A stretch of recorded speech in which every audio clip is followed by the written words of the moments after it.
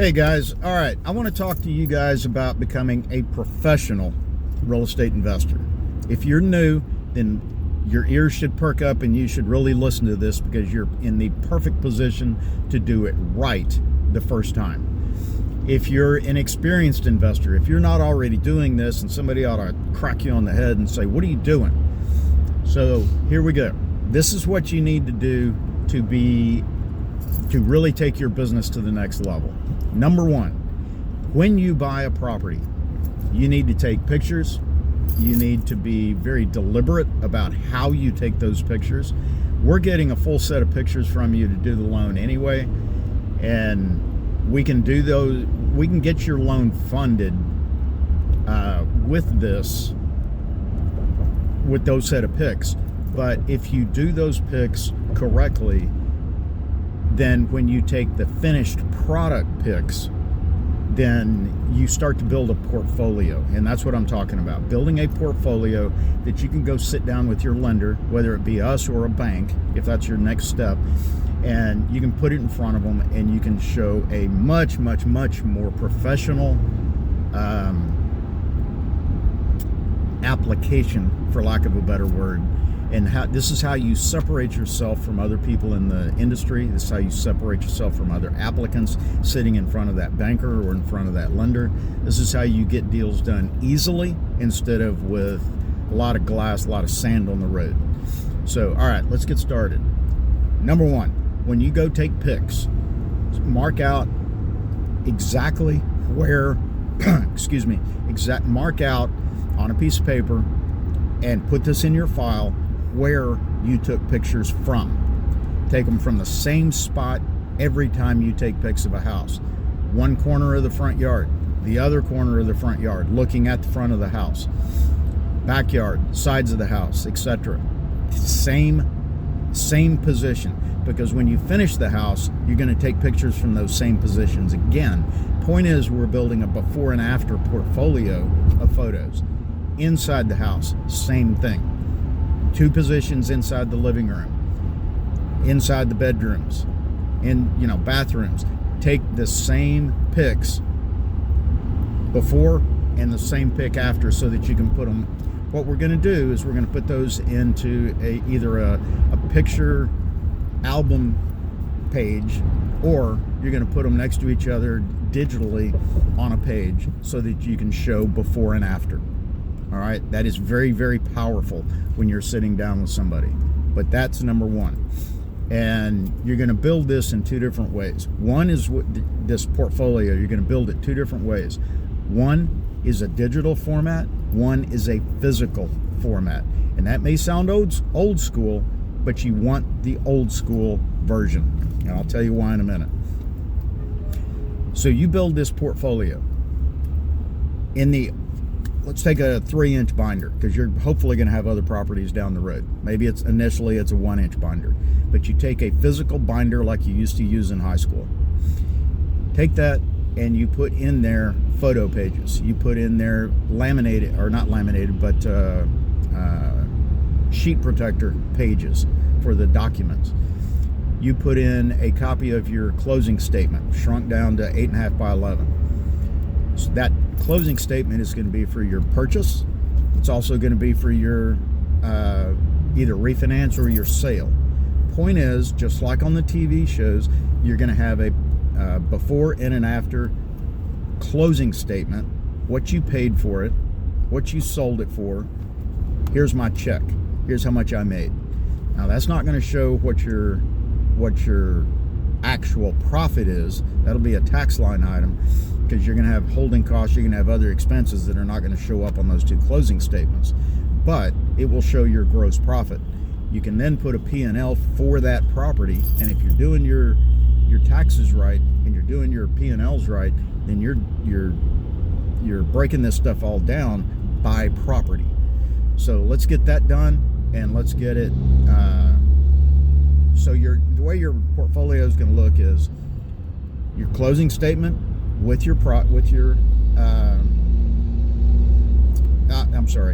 start it with one page that has the property name. That's it, the address, and a picture on the front, the front page picture of it. after. Flip the page. There's your pictures of before and after. Start with the outside, before and after, and then go down. I would put two pics at the top, 2 pics at the bottom. Flip it over, 2 pics at the top, 2 pics at the bottom, so that you've got at least 8 pics. The more the better, but don't overdo it.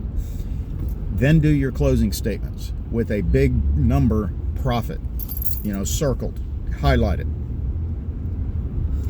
or with your P&L profit, and then a check or excuse me, or with a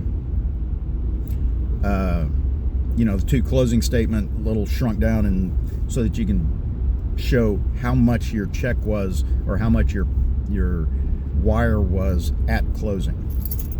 Separate it, then do your next property. And you're building an application that you're going to go in and make copies of this, by the way. So you also want to do this in digital format so that you can email it to the banker or to the lender. And it's not on our approval sheet, but one of the things that we look heavily at when we're looking at a borrower, how much experience do they have? Okay? If you tell me that you've done 10 deals, okay, you've done 10 deals. Anybody can tell me that. If you submit this package to me, I can almost guarantee you that this is going to go through way, way easier than it would be without it. So again, why are we doing this?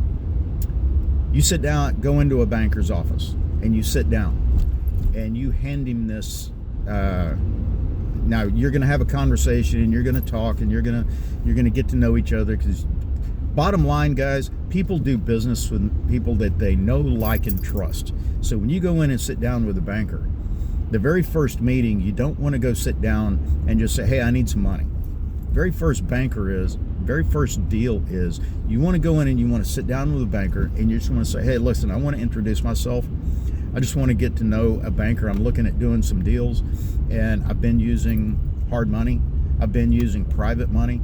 I've been whatever your source has been, and say I just want to make some connection, make some relationships, but wanted to talk to you and see what your terms were, that kind of thing. But mainly this meeting is just to get to know somebody. I want to get to know somebody that I click with, not just somebody I walk in and talk to. And do not ask for money at that point. They'll quiz you and they'll ask you about your business and what you do, and you just ask them straight up, "Look, do you guys offer credit lines for real estate purchases?" And what they may offer is full-blown. If you're experienced enough, they may offer a full-blown credit line for buying and selling. More than likely, what they're going to do is they're going to offer you a small credit line, $10,000, $15,000, that will get the relationship started. That is a critical first step, because here's the deal. Even with hard money, you run into issues once in a while that you didn't expect. That's why we require that you have some additional reserves. But here's one of the secrets. If you have a credit line, then that keeps you out of trouble. So use that credit line. They want you to use it. If you have your own money, use that credit line anyway, because that banker's in business to keep his money working. The more you keep his money working and pay it off and make your payments on time, then that is a tremendous tool to getting bigger credit lines later. So go in and get that $10,000 or $15,000 credit line, even if it's $5,000. Just get something and then put it to work. Don't use it all. Use 3/4 of it and then pay it down when your deal pays off. Put it to work on something else. Pay it down. Pay it off. Put it to work on something else. Pay it down. Pay it off. But keep his money working. Anyway, when you sit down with your portfolio, this is the point. When you sit down with that 1-inch binder, 2-inch binder, 3-inch binder full of your properties, how many other applicants are doing the same thing? You have immediately separated yourself from the other applicants. immediately. Who's he going to want to do business with? Who is more organized? Who is more detailed? Now, there's some other things that are going to play into this. Your credit's going to need to be good. So if you have bad credit, chances are you're not going to get this. But if you do have good credit, and I mean about a 620, 640, 650, somewhere in that range and better, then this is a tool that you should have in your